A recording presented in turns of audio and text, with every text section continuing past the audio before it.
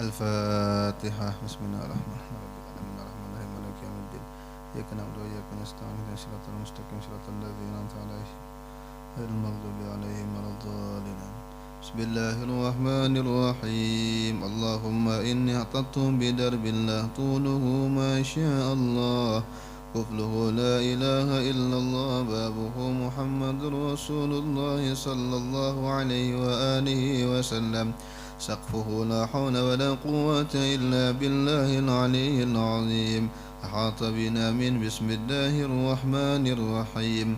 الحمد لله رب العالمين الرحمن الرحيم مالك يوم الدين. إياك نعبد وإياك نستعين اهدنا الصراط المستقيم صراط الذين أنعمت عليهم غير المغضوب عليهم ولا الضالين آمين. سور سور سور. الله لا إله إلا هو الحي القيوم لا تأخذه سنة ولا نوم له ما في السماوات وما في الأرض. من ذا الذي يشفع عنده إلا بإذنه يعلم ما بين أيديهم وما خلفهم ولا يحيطون بشيء من علمه إلا بما شاء. وسع كرسيه السماوات والأرض ولا يؤوده حفظهما وهو العلي العظيم. بنا استدارت كما استدارت الملائكة بمدينة الرسول بنا خندق ونسور من كل قدر مقدر وحذر محذر ومن جميع الشرور.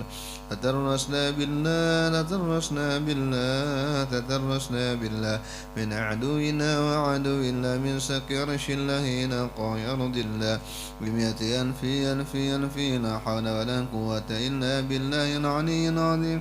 سنعة ولا تنقطع بمئة ألف ألف ألف لا حول ولا قوة إلا بالله العلي العظيم.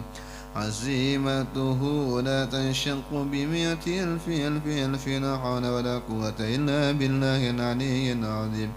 اللهم إن أحد أرادني بسوء من الجن والإنس والوحوش وغيرهم من سائر المخلوقات من بشر أو شيطان أو سلطان أو وسواس فرد نظرهم في انتكاس وقلوبهم في وسوس وأيديهم في إفناس ووبقهم من الرجل إلى الرأس لا في سان يقطع ولا في جبل يطلع بمئة ألف ألف في لا حول ولا قوة إلا بالله العلي العظيم.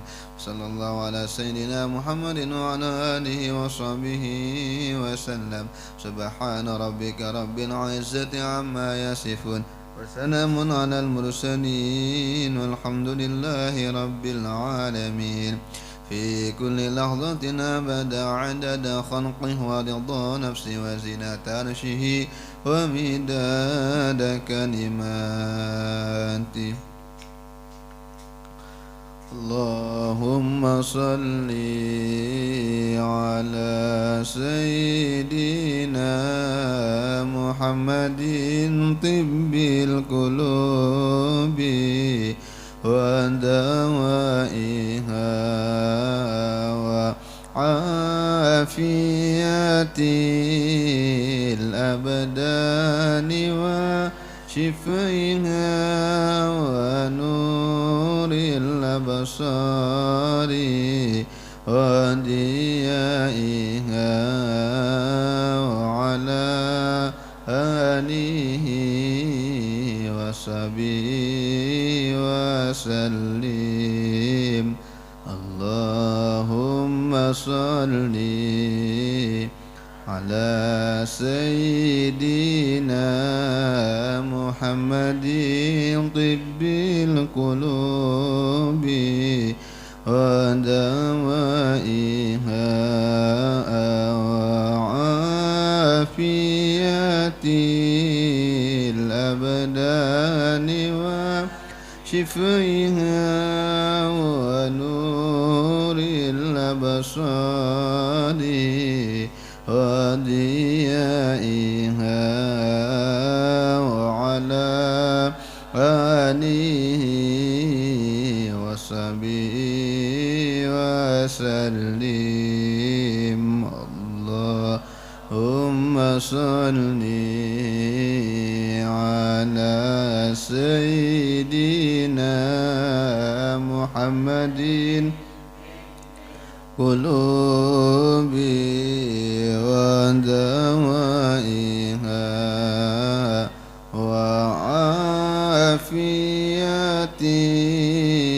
الأبدان وشفائها ونور الأبصار وضيائها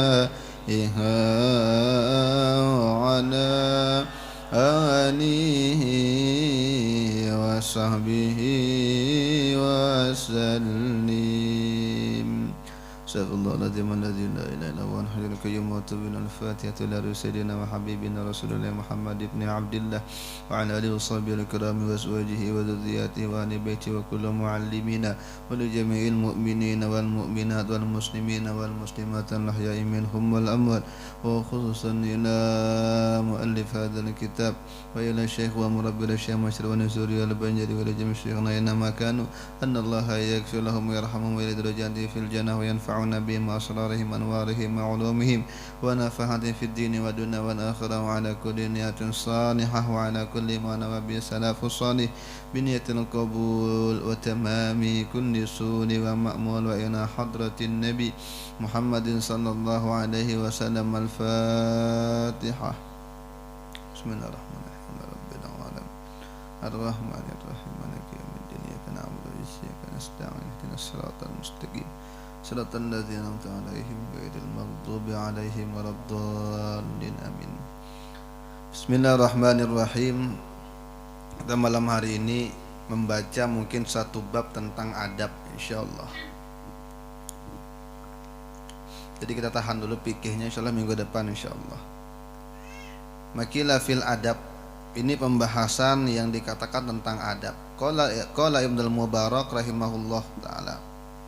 Nahnu ila qalilin minal adab ahwaju minna ila katsiri minal ilm. Kata Ibnul Mubarak, kami kepada sedikitnya adab itu lebih membutuhkan ketimbang banyaknya ilmu. Ya seandainya adab dengan ilmu itu ada wujudnya, benampan di kita. Adab ini satu tampan besar, baki ceper, apalagi. Sedangkan ilmu ini satu piring kecil, maka yang mana lebih diperlukan kada terbalik. Ilmu ini satu nampan besar, satu ceper besar. Adab itu satu piring kecil, maka tetap kata Sidin kita lebih berhajat kepada adab yang sedikit daripada ilmu yang banyak. Makanya dikatakan oleh guru kami, orang yang kekurangan adab itu tidak akan mulia sekalipun banyak ilmunya. Tapi orang yang beradab sekalipun ilmunya kedadanya lebih mulia. Iya, jangankan kita orang biasa, kiai amunnya kada beadab kita kada ketuju. Sedin alim pang tapi perangutan. Kita lewat di kurihingi kada mau tersenyum. Ya, bepandir kasar, menyariki orang depan orang banyak misalnya. Padahal sedin alim jar. Tapi orang banyak kada ketuju. Kenapa? Karena adabnya kada ada. Lebih baik orang kita biasa tapi beradab. Kanal Imam Syafi'i rahimahullahu ta'ala. Ini Imam Syafi'i yaqul berkata, qala li Malik rahimahullahu ta'ala, ya Muhammad, ijal ilmaka milhan wa adabaka daqiqon. Kata Imam Malik, ini berkisah Imam Syafi'i. Dulu Imam Malik pernah berpandir dengan aku, wahai Muhammad. Ini Imam Syafi'i namanya Muhammad. Kita banarnya Imam Syafi'i dan kada tahu ngaran aslinya. Siapa ngaran aslinya? Muhammad bin Idris. Asy-Syafi'i bang, Syafi'i itu nama datunya di atas. Mungkin datu ke-7 atau datu ke-5 di atas, ke-5 saya ke atas. Syafi'i. Wahai Muhammad, jadikan ilmumu seperti garam dan adab seperti tepung. Nak molah wadai. Untuk banyak gelapungnya, gak banyak garamnya. Kalanya banyak garamnya pada gelapungnya kada nyaman, kada bisa dimakan. Kenapa? lebih banyak garamnya masin. Kada laku sama. Orang yang berilmu banyak tapi kada beadab kada bakal laku, kada bakal dihormati orang. Jadi kata Imam Malik itu menasihati muridnya Imam Syafi'i, jadikan ilmumu seperti garam dan adabmu seperti tepung ya. Dan beradab itu banyak, adab dengan Allah Ta'ala, adab dengan Rasul, adab dengan kawan sama. Jangan kita mentang-mentang kawan lalu sembarangan pandir, luntang-lantang, akhirnya orang tersinggung. Itu banyak itu. Imam Ibnul Mubarak mengatakan, siapa yang meremehkan adab ukiba bihirmani sunan. Orang yang meremehkan adab maka dia akan terhalang dari melakukan yang sunnah. Apa contohnya? Sunnah kan kita memang itu kalau nyano sembahyang 2 rakaat bawitir. Tapi kalau kita tidak melakukan wudu, misalnya di antara adab kita mau tidur wudu, itu kita susah ngerjakan witir karena kada wudu di antara adab. Jadi banyak adab-adab, adab makan, adab habis makan, adab masuk WC, adab minum. Adab minum aja gini kita banyak yang tinggal. Minum berdiri, sidin berapa umur? Wah, 60. Tapi minum berdiri, tangan kiri. Ya. Nabi melarang keras, la yashrabanna ahadukum qaima, jangan sesekali Nabi minum berdiri. Penyakit diantaranya tuh. Nah, adab yang sekecil itu kalau diremehkan, kata Imam Ibnul Mubarak, maka akan mengantarkan kepada peremehan terhadap sunnah. Dan siapa yang meremehkan sunnah, wa man tahawana bis sunani uqiba bihirmanil faraidi. Orang yang meremehkan sunnah maka akan terhalang dia dari melakukan yang fardu. Bapak anu juga sunnah juga aja. Sunnah ya. Ajaknya itu yang bahaya. Kenapa aja no? Tarawih kena gin sunnah juga tuh. Sunnah juga. Karena ujung-ujungnya kada bisa. Ujung-ujungnya kada bersubuh. Apa? Siapa yang meremehkan sunnah ini bakal keteteran mengerjakan yang fardu ya. Kada mau bangun aja tengah malam, cuma kena gen ngantuk sunnah juga tahajud, ujung-ujungnya subuh kada bangun ya. Dan biasanya memang meraju tuh lah ya, kita kan bisa juga tuh dalam sepanjang hidup tuh. Terkadang kalau kita bangun di tengah malam pas di waktu tahajud lagi tepat-tepatnya sepertiga malam, lalu kita kada sembahyang guring kena sedikit lagi, jangankan tahajudnya subuhnya ketinggalan bisa. Dan apabila mata tuh terbangun sepertiga malam, lalu isuknya kita kena sudah berniat nih ulun malam ini hendak bertahajud malam ini, bangun tapi kada sembahyang, malam esoknya merajuk tuh, ini kada bangun lagi bisa ya biasanya, kecuali bertaubat. Dan siapa yang meremehkan kepada yang fardu-fardu, maka akan diharamkan baginya untuk ma'rifah kepada Allah. Ada akal. Makanya ini kita berkali-kali orang kalau sembahyang ada bakal sampai. Ada sembahyang lalu kisah tasawufnya harat, cuma sembahyang kada. Itu sama, sana sini bekesah kok hendak ke Surabaya ya. Sana sini bekesah kok hendak ke Surabaya, cuma kada pernah ngumpuli duit.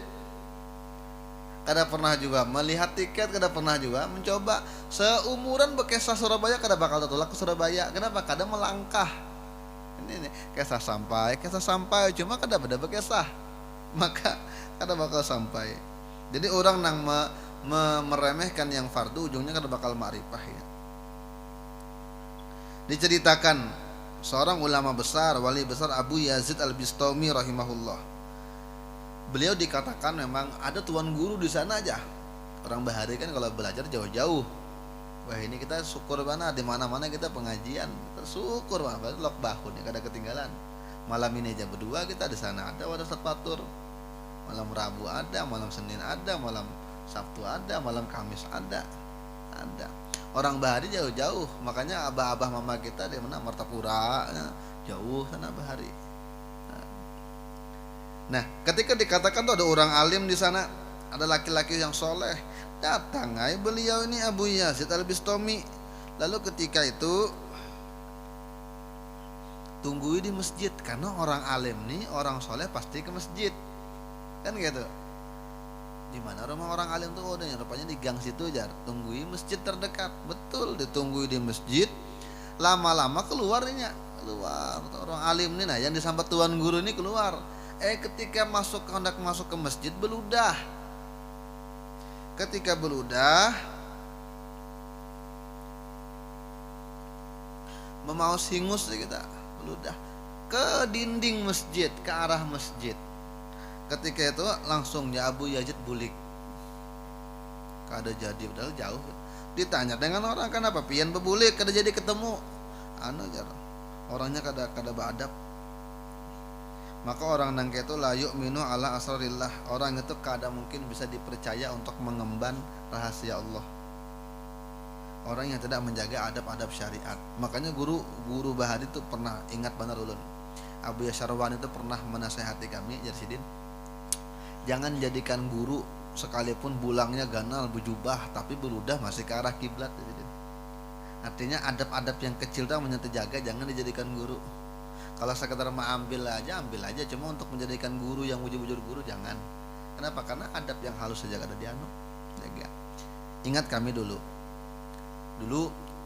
Abu Yasyarwan itu pernah berkisah waktu sidin di Mekah dulu. Orang-orang kita juga, orang-orang kita Banjar tulak haji, tulak umrah ke sana. Lalu minta bawa lawan Abu Ya itu ke rumah Said Muhammad Al-Maliki. Itu rumah itu nah. Said Muhammad. Nah, ngelamak sidin fotonya. Minta bawa, rupanya dibawa ke rumah Said Muhammad Al-Maliki itu ulama besar Mekah. Apanya hendak minta ijazah, hendak ini namanya kita ketemu orang alim kan gitu, mumpung minta ijazah, nasihat. Pas minta ijazah kada mau dibari sidin, aku kada mau membari kuku bebuhan ikam panjang-panjang. Panjang-panjang. Jadi jar Abu Ya aku tuh supani benar sidin, terbawa bebuhannya ini sidin. Karena adab yang harus dia terjaga, apalagi hendak menerima ijazah. Dikatakan di sini ma fadalakum Abu Bakrin bi fadli saumin wala salatin walakin bi syai'in waqara fi qalbih. Abu Bakar Siddiq itu sahabat Nabi yang utama tuh, Abu Bakar Siddiq. Ujar dalam riwayat tidak mendahului kita, artinya sidin itu kada dapat martabat yang tinggi dibanding kalian, bukan karena sholatnya, bukan karena puasanya, tetapi karena sesuatu adab yang besar yang menancap kuat dalam hatinya. Kenapa Abu Bakar tuh jadi sahabat yang mulia? Bukan karena puasa dan sholatnya, karena mungkin bersaing aja dengan sahabat yang lain. Nah, tetapi yang melebihkan Abu Bakar tuh jadi orang mulia karena ini biasa hati yang adabnya luar biasa lawan Nabi. Coba kita kisahnya Abu Bakar Siddiq ketika lawan Nabi di Gua Hiro, di Gua Sur. Apa jalan Abu Bakar sebelum Nabi masuk, Abu Bakar duluan yang masuk. Karena kan ini sahabat dan guru sekaligus kan. Hendak masuk, ulun dulu masuk bahasa kitanya, dibersihkan semuanya. Sudah bersih baru Rasulullah disuruh masuk. Rupanya setiap lubang itu banyak ular, ditutupi lawan sidin. Masuk bersih. Guring Nabi di mana? Guring di pangkuannya Abu Bakar. Biasalah kalau kita keuyuhan di mana-mana teguringan, tadi batis kawan kita kadang di awak kawan. Ya. Guring Nabi di pangkuan Abu Bakar. Rupanya Abu Bakar Siddiq ini sahabat mulia ini digigit lajengking atau ular bisa. Tapi karena di pangkuannya ada Nabi, kadang mau bergerak. Nahani aja, nahani. Sampai akhirnya kada tahan lagi, titik banyu mata, tetes air mata. Kena Nabi terkajut, Nabi kenapa? Digigit ular, Nabi disangat kelejengking ular kan. Kenapa? Kada bepadah. Aku ulun takut membangun pian. Nah, takut membangun pian. Ini adabnya siapa? Abu Bakar Siddiq. Ketika orang-orang mendustakan semuanya, wah masa Muhammad kawa berjalan ke langit ke Palestina sehari semalaman aja sudah mi'raj. Sambatkan dengan Abu Bakar tuh kawan nikah sama aku ke Palestina setumat aja Masjid Al-Aqsa naik ke langit tuh lah. Ujar Abu Bakar Siddiq, seandainya Muhammad lebih daripada itu mengatakan aku percaya. Jadi ini adabnya. Jadi kada pernah mendustakan Nabi dengan apapun dan hormat dengan Nabi. Itu yang maulah Abu Bakar Siddiq, derajatnya tinggi benar. Diceritakan di sini ada dua orang yang sama-sama belajar jauh, jadi kita belajar. Orang bahari ke Banjar, ada nang ke Mekah, ada nang ke Mesir, nang ke Hadramaut. Berdua nih. Sekalinya bulik bekawanan, bulik ternyata satu jadi orang gana, sebuting kada jadi apa-apa. Duh, sadang kenapa ini? Maka kawan belajar, berangkat sama-sama, gurunya sama, kenapa buliknya sebuting jadi kiai sebuting? Kada pernah. Jangankan jadi kiai, sembahyang aja tertinggal terus. Kenapa nih? Ditakuni dengan orang-orang tuha kampung situ. Ternyata ditanyai, ternyata beda cara belajarnya.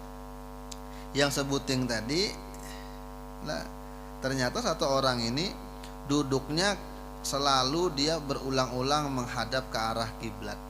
Cara belajarnya ke arah kiblat, ding. Atau dia menghadap ke Mesir. Mungkin di dekat daerah Mesirnya belajar, karena Mesir ini banyak ulamanya.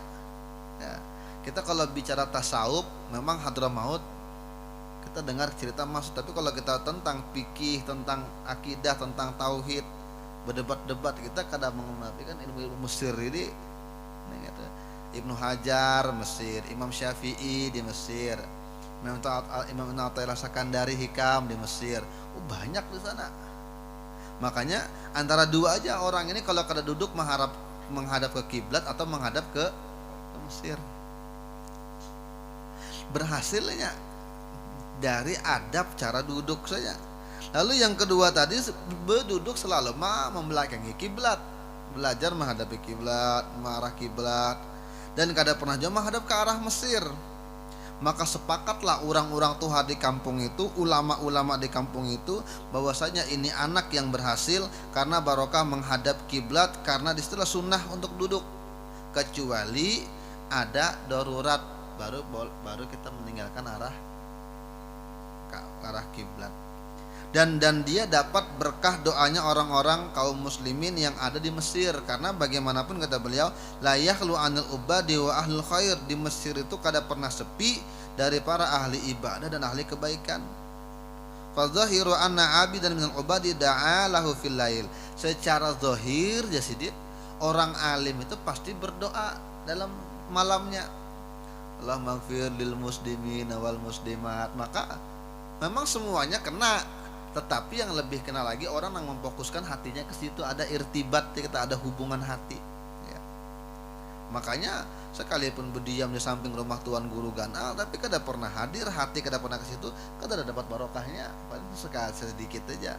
Tapi ada orang jauh, tapi hatinya ke sana, maka ada hubungannya. Nah ini kadapang di Mesir, tapi ini kalau kada ke kiblat ke Mesir menghadapnya, maka secara zahir kata beliau, di Mesir itu banyak orang soleh. Ketika inya bangun tengah malam, maka berdoalah orang soleh ini untuk seluruh orang Islam, maka terbuatlah anak ini dan lebih fokus. Kenapa? Anak ini hatinya fokus ke sana. Jadi kita sinyalnya ada. Itu yang mengolah anak ini berhasil. Dikatakan di sini Abdurrahman bin Al-Qasim, qadamtul Imam Malik radhiyallahu anhu isrina sana. Aku membantui Imam Malik itu 20 tahun. Jadi belajarnya kada setumat 20 tahun. Mau di mana berdiam? Di rumahnya Imam Malik. Imam Malik ini Imamul Hijaz, Mekah Madinah. Imam Malik, penandangan Imam Malik lah ngarannya. Gurunya Imam Syafi'i. Nah, ulama besar. 20 tahun dan aku membersamai bahada membantui Imam Malik. Dan cuma 2 tahun aja aku belajar ilmu. 2 tahun. 18 tahunnya fi ta'allumil adab, belajar adab. Dan bukan belajar adab ini bukan hanya kisah-kisah aja bang, tapi melihat kelakuan tuh nah. Melihat kelakuan. Ada seorang tuan guru besar di Samarinda. Abahnya tuan guru juga. Yulun salut melihati abahnya duduk di belakang. Nyakannya di muka bisa aja, cuma sudah di belakang aja duduk kayak jamaah juga. Padahal si abah nih dan abahnya alim juga. Ya, jadi belajar dari situ Julun. Orang ini orang ganal, orang soleh, orang alim, peguruan, tuan guru. Tapi anak yang bisa majelis kan mau duduk di depan, di belakang aja juga. Kita belajar. Nah, pelajaran yang macam itu yang kita bakal dapatkan di kitab-kitab. Dan pelajaran yang ada itu lebih lengket ketimbang pelajaran ini muntung. Pian mungkin SD kada ingat lagi sudah apa pepesanan guru. Cuma pian pasti ingat kelakuan guru yang memang yang pernah mukul kita, yang pernah menyariki kita, yang pernah membasuhi behira. Itu pasti ingat kan lah ya lah. Ya karena belajar dengan orang langsung secara ahwal keadaan itu lebih menempel kuat ketimbang dengan ucapan. Jadi yang kita perlu belajar dengan ulama-ulama kita itu bagaimana cara sidin berinteraksi, bagaimana sidin bermuamalah. Kita kalau tamu-tamu ganal datang tempat-tempat guru kita lihati kayak apa adabnya orang alim itu. Nah itu yang mahal. Dan ini yang dipelajari oleh Abdurrahman Al-Qasim bin Qasim. 18 tahun belajar adab aja, 2 tahun belajar ilmu. Lalu kata sidin, aduh aku nih kada beruntung sidin, aku nih jakanya waktu kawa diulang kok hendak belajar lagi. Dan aku menjadikan 20 tahun semuanya untuk adab, kayaknya dulu ilmunya. Nah, ini supaya kita nih bisa beradab, ulun bisa beradab, pian bisa beradab lawan guru-guru kita gitu. Nah, kalau dengan ulun pian santai aja kita anggap anak pian aja ulun nih, namanya pian tuh pada ulun.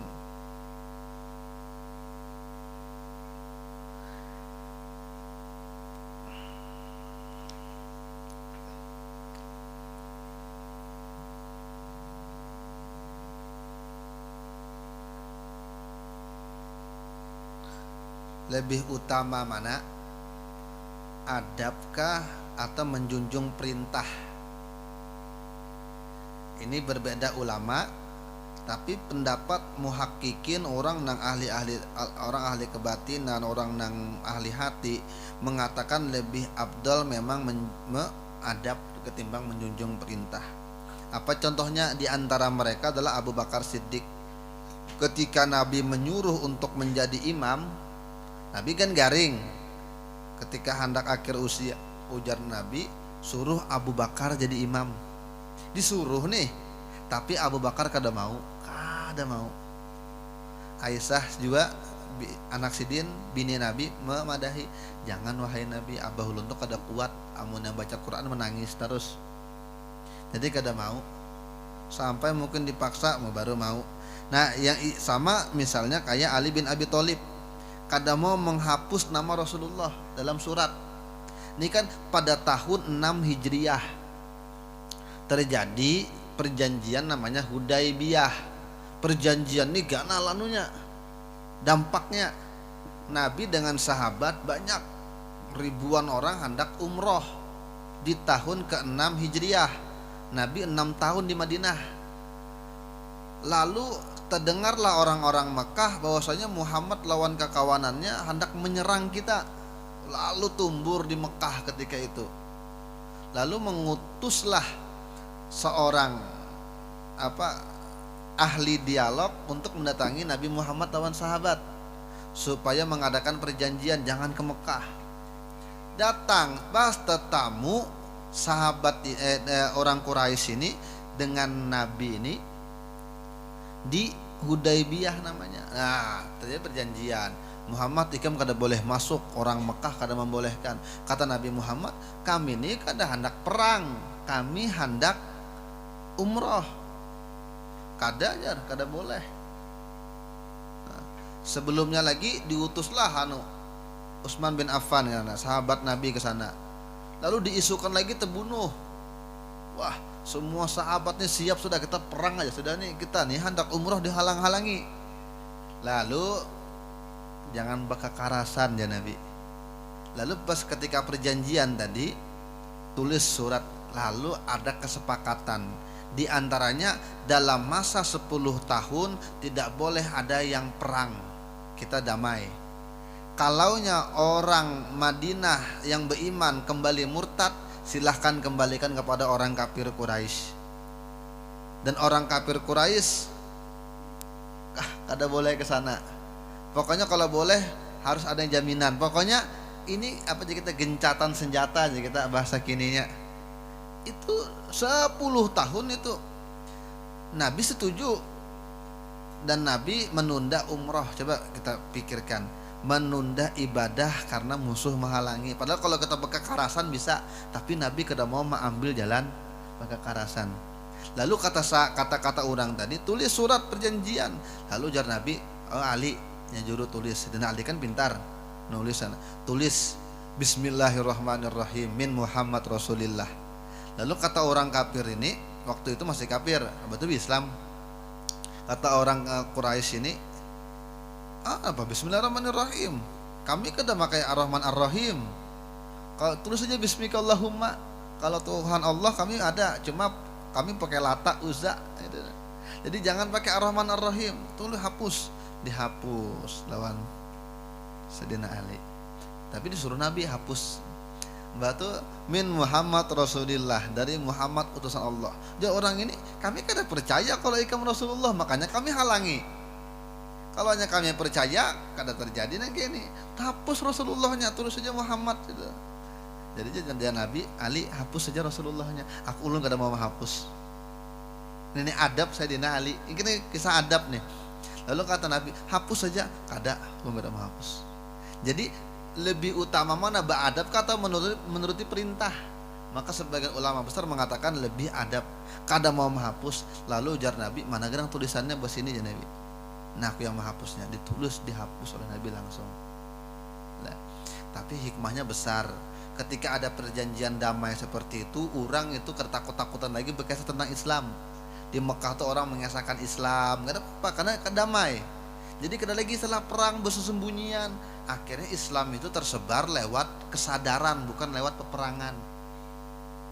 Akhirnya ketika Nabi Fathu Makkah, itu Nabi datang itu kan, nah, makanya idza jaa nasrullahi wal fath, ketika datang pertolongan Allah dan Fathul Makkah, apa ayat apa idza jaa nasrullahi wal fath wa ra'aitan nasa yadkhulu apa wa ra'aitan nas saya dahuluna fi dinillahi afwaja. Kamu akan melihat manusia masuk ke dalam Islam berbondong-bondong. Kenapa ketika Nabi masuk Mekah, orang Mekah tiba-tiba banyak masuk Islam? Bukan karena takutan, tapi mereka sudah banyak belajar ketika masa aman. Nah, jadi besar mengalah demi kebaikan, itu taktik Nabi itu. Nah, tapi tetap Sayyidina Ali tadi kada mau menghapus Rasulullah. Nah, itu dikatakan adab lebih utama. Kemudian ada riwayat hadis mengatakan dari riwayat Imam Tirmidzi, ma'akrama syabun syaykhan li sinnihi illa qayyadallahu lahu man yukrimuhu inda sinnihi. Kalau ada pemuda nang usianya muda nih kayak ulun, kayak nih kita yang muda-muda bisa menghormati orang tua, orang berumur tua bisa menghormati orang tua, maka Allah akan menjadikan nanti ada anak muda yang akan menghormati dia di waktu tuhanya. Lalu ujar Habib Idrus Al-Habsyi dikatakan dari hadis ini kita bisa mengambil faidah ya Sidin. Artinya orang yang menghormati orang tua itu besar kemungkinannya, besar harapannya ini akan panjang umur sampai tua. Karena Nabi mengatakan siapa yang hormat dengan orang tua, maka ketika inya tua, Allah akan kirimkan balik anak muda yang menghormati dia. Artinya orang ini disambat Nabi bakal sampai tua. Berarti ada kemungkinan besar ini menjadi tua. Makanya orang yang berbakti lawan kuitan itu rata-rata umurnya panjang. Dan perhatikan aja, paling kada inya bisa anaknya membalas kebaktian inya. Itu biasanya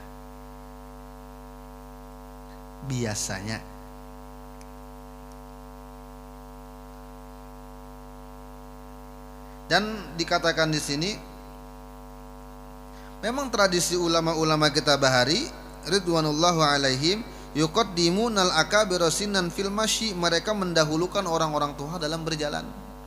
Orang tua dulu, makan orang tua dulu. Pokoknya yang tua-tua dimuliakan.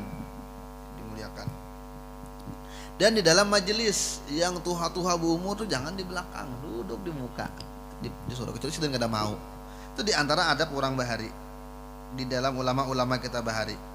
Dan mereka mentertibkan Fatihah demikian juga dari yang tuha-tuha. Makanya kan kita pasti kalau bertawasul dari Syekh Abdul Qadir Jailani, Syekh Saman Al-Madani, Syekh Muhammad Arsyad Al-Banjari, baru Syekh Muhammad Zaini bin Abdul Ghani Al-Banjari, Abah Gurus Kumpul. Itu disusun yang tuha dulu umurnya, usianya, zamannya ini itu adab ulama-ulama salaf kita nang gitu. Lalu kata Imam Ahmad bin Hasan Al-Attas mengatakan, inna min kawaidis salaf alla yataqaddama as-sigharu 'alal kibar illa fi salasati mawadi'a. Ulama-ulama kita itu mempunyai rumus aturan di dalam Islam. Di antaranya mereka tidak mengedepankan anak muda yang lebih muda kecuali dalam 3 keadaan. Yang anak muda biar muda suruh maju. Apa 3 keadaan? Ketika di dalam imam sholat, kalau memang anak muda tuh tepat bacaannya, memang ahli di situ, fikihnya tahu, bacaannya bagus, tajwidnya bagus, maka itu lebih utama ketimbang orang tua yang memang orang tua kada tahu, kada kurang tepat gitu. Itu pertama. Yang kedua, anak yang lebih muda usianya, orang yang muda boleh inya maju, bahkan disuruh maju ketika di dalam pelajaran. Ketika memang ada yang lebih muda cuma nya lebih paham, maka silahkan inya maju. Itu diutamakan. Yang ketiga, tentang fatwa. Jadi ada kasus masalah dalam agama kita, siapa yang berhak diumpati pendapatnya, maka cari yang paling alim. Kada mesti yang paling tua, tapi yang paling alim. 3 itu aja, selebihnya orang tua didahulukan. Makanya ujar Nabi, al barakatu ma'a akabirikum, keberkahan itu ada pada orang tua kalian. Makanya ujar orang kita bahari mengambil apuah. Lun ingat benar pesan bahari itu, kata dengan orang tua tuh salimi, ciumi tangannya orang mondok gitu. Karena jadi keberkahan orang tua tuh luar biasa, apalagi yang panjang umurnya. Yang jelas ketika umurnya panjang, banyak ibadahnya pada kita, banyak keaninya. Terus yang Tuhan melihat yang muda supaya baik, terbalik, anak ini, orang ini lebih anom daripada aku, maka dosanya lebih sedikit daripada aku, karena ini kada banyak umurnya masih. Nah gitu. Kalau yang alim melihat yang kada alim, orang ini kalau yang melakukan kesalahan ini kada tahu. Kalau aku tahu melakukan kesalahan karena tahu, maka lebih besar lagi dosaku. Gitu. Yang orang biasa melihat orang alim, sidin tuh orang alim tuh nyaman, makanya sidin lebih paham. Jadi semuanya nang itu caranya. Itu ujar saya Abdul Qadir Jailani gitu, mau nasihati supaya semua orang ini merasa dirinya bukan yang pembaiknya. Gitu. Makanya kata Ibnu Abbas katalah, Umar kah? Man qala ana alimun fahuwa jahil.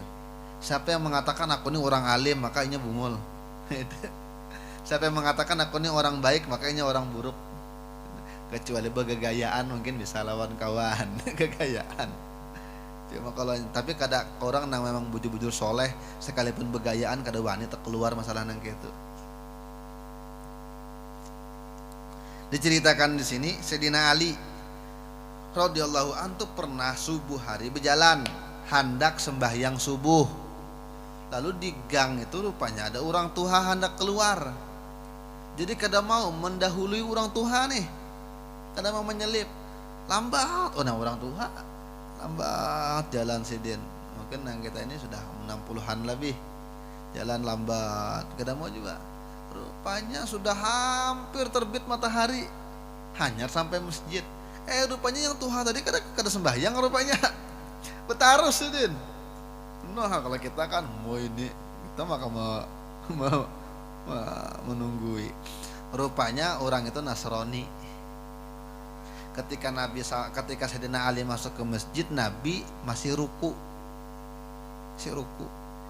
Lalu takbir, 4 ruku, 4 dapat rakaat, kada jadi masbuk atau ikut dengan Nabi subuh, kada tertinggal. Lalu ditanya dengan sahabat, wahai Nabi, kenapa pian lama benar ruku?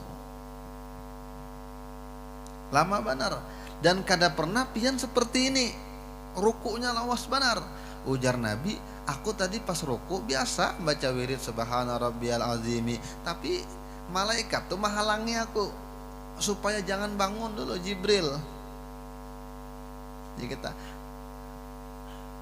Mbak tuh kenapa ya sahabat adalah pian betakun lawan Jibril, kenapa kada jua aku betakun dan Nabi pas Jibril mengangkatannya kada lagi mengikuti aku ini baru aku bangkit. Lalu datang Jibril, wahai Muhammad, ya aku tadi diperintahkan Allah untuk menahan nikam supaya jangan bangun. Kenapa? Karena Sayyidina Ali belum datang. Apa sebabnya? Karena Sayyidina Ali ini menghormati orang tua, dan inya pun kada tahu kalau orang itu Nasrani. Dan malaikat Mikail disambat sini disuruh oleh Allah Ta'ala untuk menahan matahari supaya jangan terbit. Mikail, Jibril menahani Nabi, Mikail menghalangi matahari. Bisakah? Bisa aja.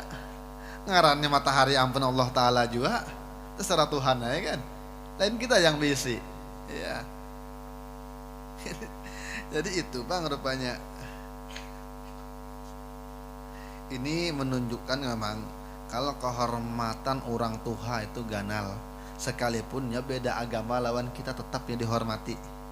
Apalagi seagama lawan kita, apalagi keluarga kita, apalagi orang tua kita, apalagi julak kita. Nah itu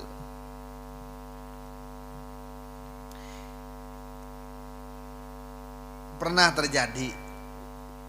Ada seorang khalifah besar namanya Abu Ja'far, seorang raja, ujar kita wah ini presiden.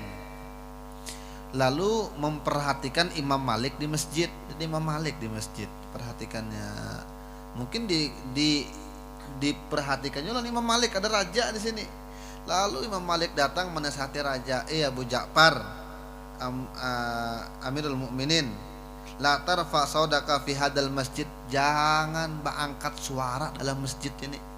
Ini di Masjid Nabawi di Madinah, jangan bersuara nyaring di sini.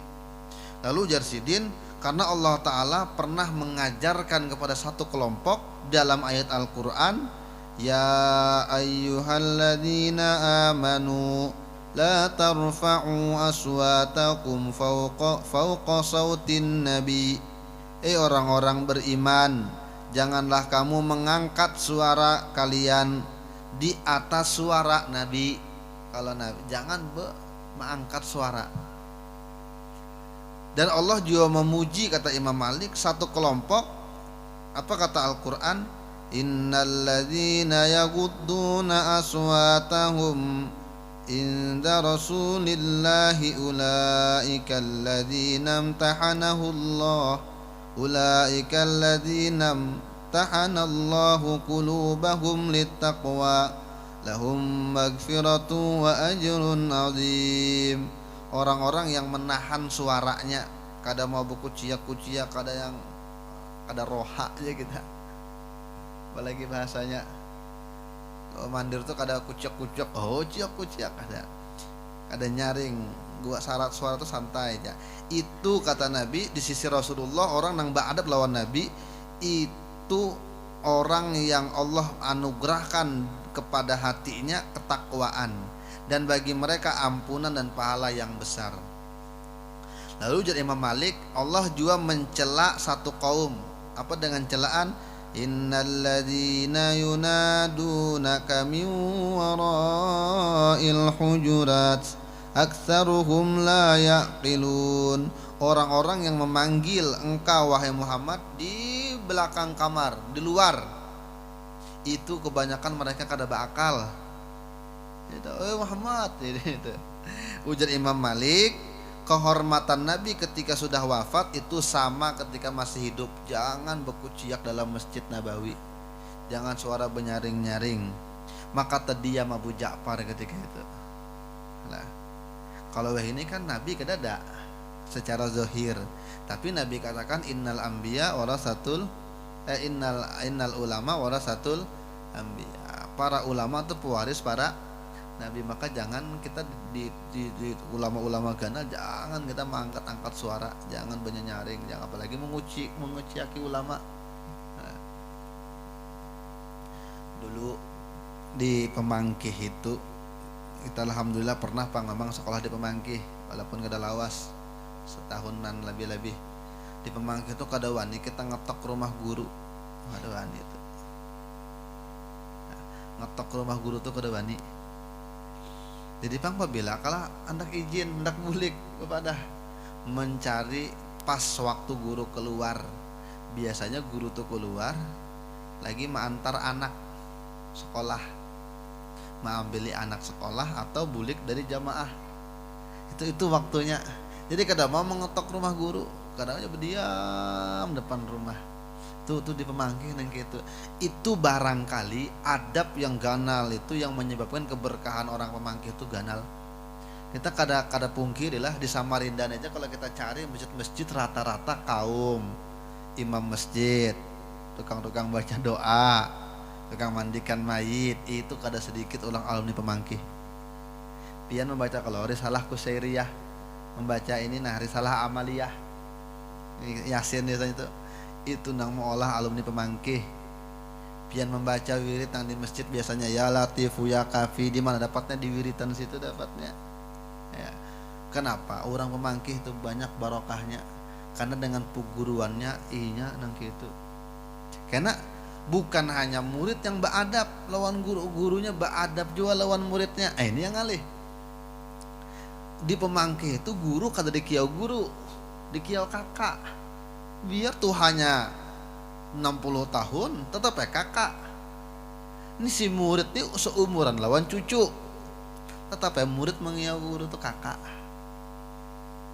Ulun pernah dengar itu ujar peguruan ulun, kenapa ya aku nih kada mau juga dikiau orang pemangkin alumni, kada mau dikiau guru, aku dah hendak dikiau kakak aja kayak guru-guruku di pemangkin supaya ikam kada ketulahan ya sidin.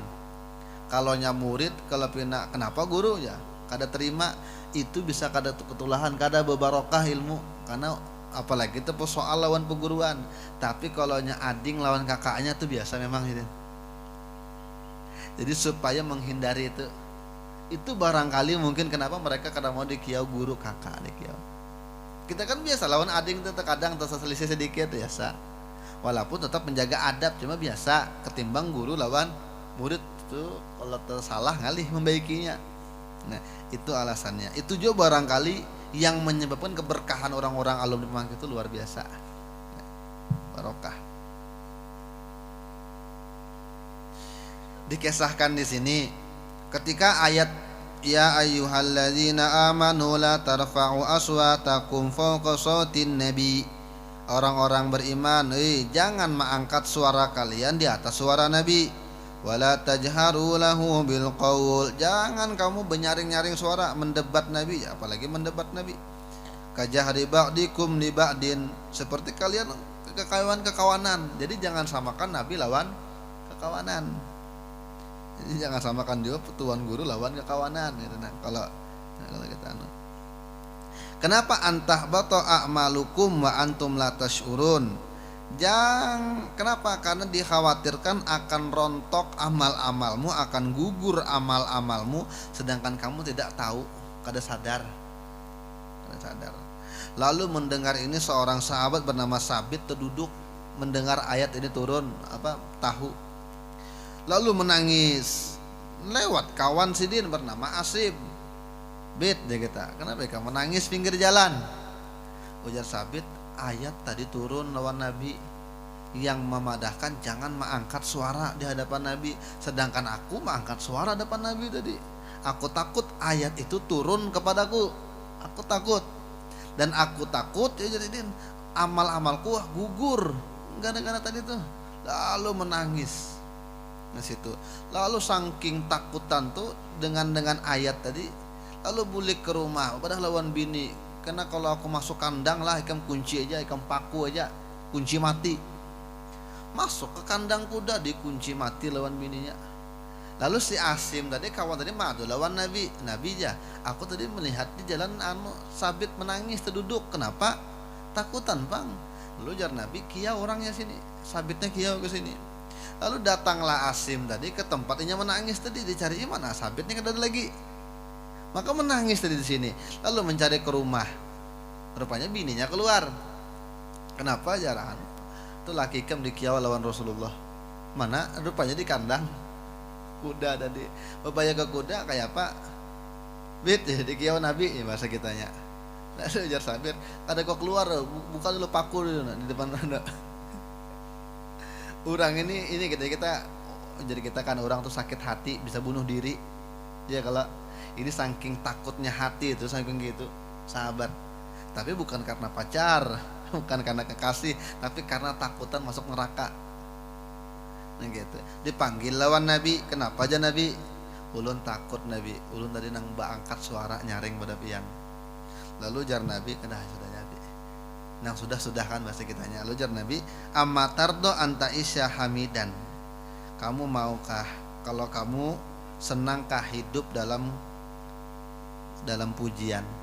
Hidup itu penuh dengan keberkahan, pujian itu. Dipuji Allah Ta'ala. Dan kamu akan mati syahid. Dan kamu akan masuk surga. Siapa kada akun. Lalu mendengar ini lalu senang luar biasa. Aku wahai Nabi ulun senang luar biasa dapat kabar dari Allah dan Rasulnya ini. Dan ulun berjanji kada bakal lagi mengangkat suara di hadapan pian. Berjanji.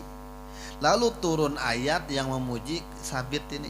Ujar ayat tadi, innal ladzina yagudduna aswatahum inda Rasulillah ulaika alladzina amtahanallahu qulubahum littaqwa. Orang-orang yang kada mau mengangkat suara di hadapan Nabi, itulah orang-orang yang Allah anugerahkan ketakwaan dan bagi mereka adalah pahala dan ampunan, pahala yang besar. Lalu ujar Sayyidina Anas bin Malik ini mengesahkan Sayyidina Anas ini memang hidupnya paling lawas. Di antara sahabat yang paling terakhir meninggal Anas bin Malik. Jadi ingat yang anom-anom nih. Ingat, sahabat yang paling terakhir meninggal Anas bin Malik, dan anaknya banyak hafal Quran berataan dan barokah semuanya. Anas bin Malik. Lalu jar Anas bin Malik mengesahi tabiin. Kami jajan Anas bin Malik bahari biasa melihat ahli surga tuh berjalan di hadapan kami. Karena emang dipastikan Nabi surga berjalan. Jadi kami berkumpul dengan ahli surga, wujud-wujud ahli surga ini bakal. Tapi wah ini kada lagi kan gitu. Kecuali memang kelihatan benar. Itu kita pun kada wani memastikan karena yang jamin cuma Nabi. Kada ada ulama ikam ku jamin surga, kada wani gitu.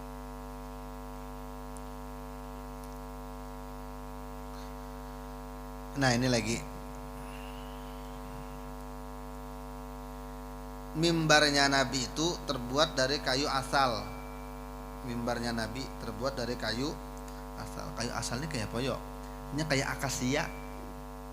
Ulun melihat di gambar itu juga kayak akasia, cuma dalamnya akasia kan dicampur tuh hirang, ada serat-seratnya. Ininya putih, mungkin kayak kayu pantung, kayu pelai nah. Nang orang ulah lemari itu. Mungkin, tapi pokoknya bagus kayunya. Nah, itu yang diolah mimbar. Dan mimbar Nabi itu 3 tingkat. Nabi biasanya berdiri di 3 tingkat, itu di tangga ketiga. Jadi sunnah tuh kita tuh kalau di mimbar tuh berdiri di tangga ketiga. Lalu setelah Nabi wafat, Abu Bakar kada mau di tangga ketiga. Di tangga kedua sih dia kada mau menginjak pijakan Nabi. Abu Bakar meninggal, ganti dengan Sayyidina Umar, kada mau lagi di kedua dan ketiga.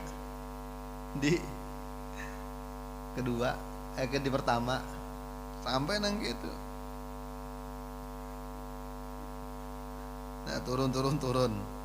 Mungkin seandainya Sayyidina Ali kalau aku pertama awal kada naik tangga lagi, terus sampai ke Sayyidina Muawiyah, baru ada lagi tangganya dah.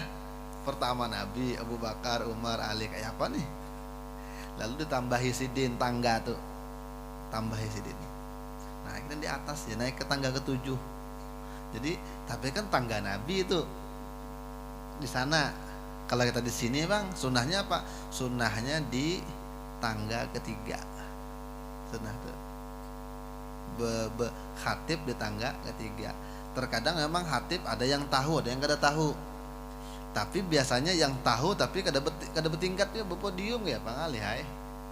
Makanya kita yang tahu panitia masjid ulah memang nang 3 tingkat tangganya itu.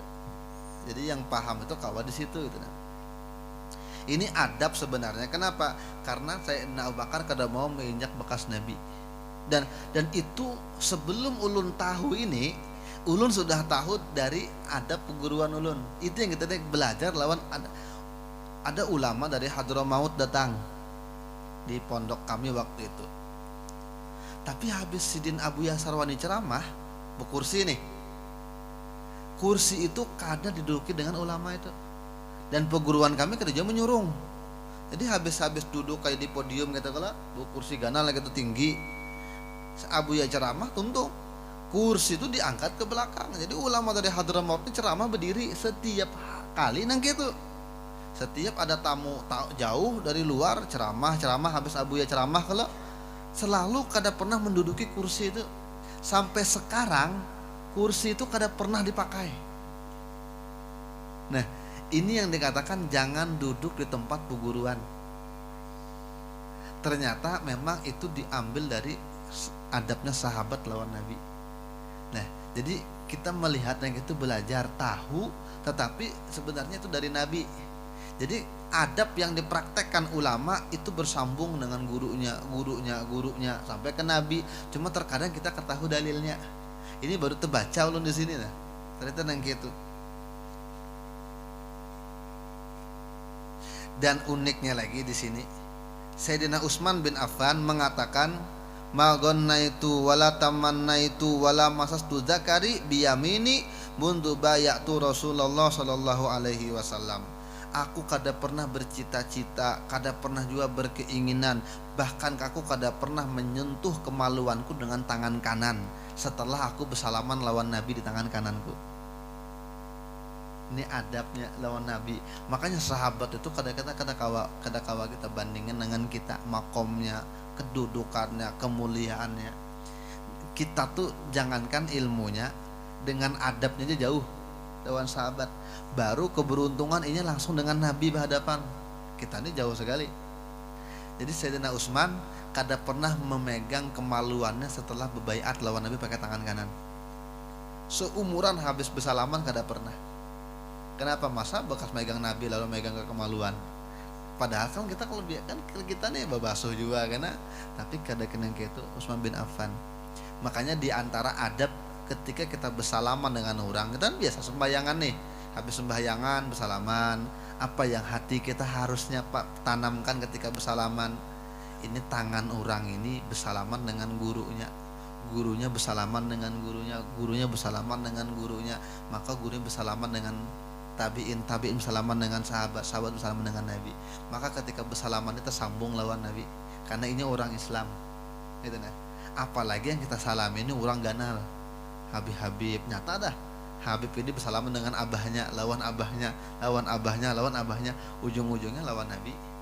Itu yang kita bersalaman, hati kita mengambil barokahnya dari Rasulullah. Kenapa? Karena tangan itu pernah memegang tangannya orang alim, pernah memegang tangan gurunya sampai ke Nabi. Jadi hakikatnya kita memegang itu mengambil barokah Rasulullah.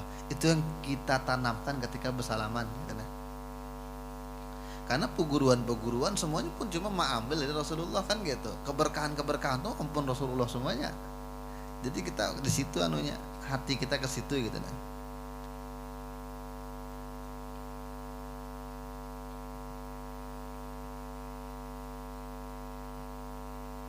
Dikatakan di sini Imam Malik nih nah, yang tadi kita kisahkan tadi. Imam Malik tuh idza arada ayuhaddisa dakhala maktasalah. Kalau Imam Malik mau menyampaikan hadis, Imam Malik itu masuk kemana?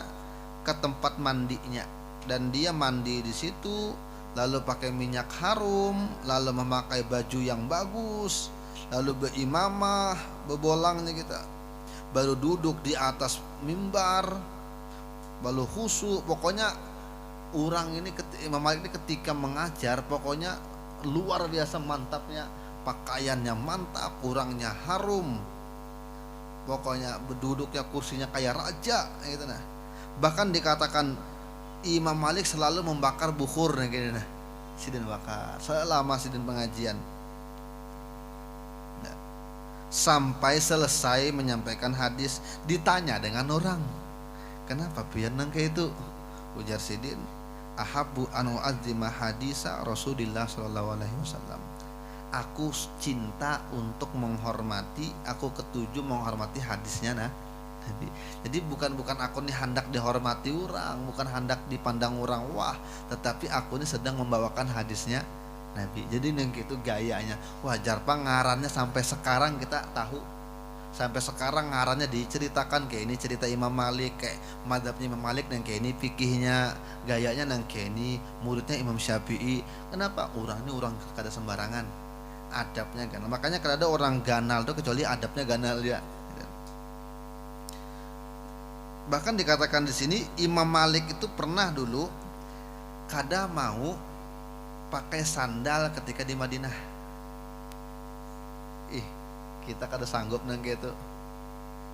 Mbak adab yang luar biasa. Mungkin mudah-mudahan kita bisa lah. Paling kada kita hati kita nang gitu. Imam Malik kada mau pakai sandal ketika berjalan di Madinah. Apa Jarsidin? Aku malu kepada Allah nanti terinjak tanah yang pernah diinjak, yang di situ ada Rasulullah juga. Di Madinah kan Nabi berkubur di situ, lalu aku pakai sandal di situ. Nah, itu yang aku kada mau Jarsidin. Aku malu.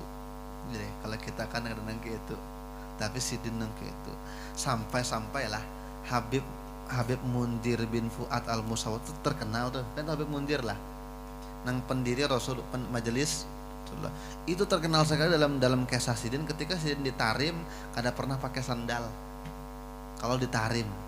Kenapa takut nih? Ujar sidin, aku takutan sandalku ini menginjak bekas tapak kakinya para wali-wali ditarim. Makanya kalau memang pian ada kesempatan, memang ada takdir terjalan ke tarim, ada sebagian santri yang memang kadang mau pakai sandal. Jadi jangan heran, jangankan itu ulun kawan aja, ada kawan yang gitu, kau orang Samarinda di sana kadang mau pakai sandal. Rupanya hati memang orangnya memang bukan mengada-ada, bukan penapi iyanya, tapi dasar orangnya baik. Orang ini memang adabnya luar biasa, sampainya ditarim kadang mah pakai sandal. Ulun kan terbaca aja tuh, tahu. Jadi kada jawab protes, kada jawab takun. Cuma ulun memperhatikan kawannya luar biasa. Kami bulikan ke sini, ini tertinggal di sana. Padahal sudah mendaftar nih hendak bulik, mungkin disayangi dengan orang sana. Jadi kada suruh bulik. Biasanya ini di pondok, wah ini tinggal pas ditarimnya di pasarnya. Entang kenapa, kayak apa kisahnya? Namanya ini andak daftar bulik, yang kawan bulik namanya tertinggal. Dulu nih, ini mungkin nih orang ini dasar hatinya luar biasa. Ya orang Samarinda belum bulik lagi. Tapi memang adabnya yang gitu. Nah, Imam Malik yang itu adabnya. Bahkan dikisahkan Imam Malik itu yang terakhir. Imam Malik itu pernah ketika mengajar hadis, lalu muha tuh habang gitu nah, pucat habang gitu nah. Habang awasnya pucat. Sekalinya ditakoni orang, kenapa? Pian aku disangat kena jengking nih sidin. Akrab 16 kali disangat. Kenapa pian kada ampi? Aku kada ketujuh memagat hadis Nabi. Aku lagi membaca hadis Nabi. Ini bukan kalam orang, tapi ini kalam Nabi. Lalu aku kada mau digigit kela jengking bergeser ba ampi. Tunggu dulu hadisnya hanya siapa Imam Malik. Dan mudah-mudahan kita kawa ba'adab dan gitu nah. Ba'adab lawan Allah Ta'ala, ba'adab lawan Nabi, ba'adab lawan guru-guru kita, mudah-mudahan. Karena tingginya kedudukan dengan adab bukan dengan ilmu. Ilmu banyak kada ba'adab, kada dipakai orang, ada di anu. Mudah-mudahan Allah ampuni dosa-dosa kita, Allah tutup aib kekurangan kita, Allah kabulkan hajat-hajat kita, Allah tutup aib kekurangan kita. Mudah-mudahan Allah sembuhkan yang sakit di antara kita, baik sakit zahir badannya, terlebih lagi sakit batin hatinya. Mudah-mudahan kita mati dalam keadaan husnul khotimah. Amin Allahumma amin. Ala hadhihi al-Fatihah. Bismillahirrahmanirrahim. Rabbina wa alamin rahmatika wa laka mustaqim. Siratal ladzina an'amta 'alaihim ghairil maghdubi 'alaihim waladdallin.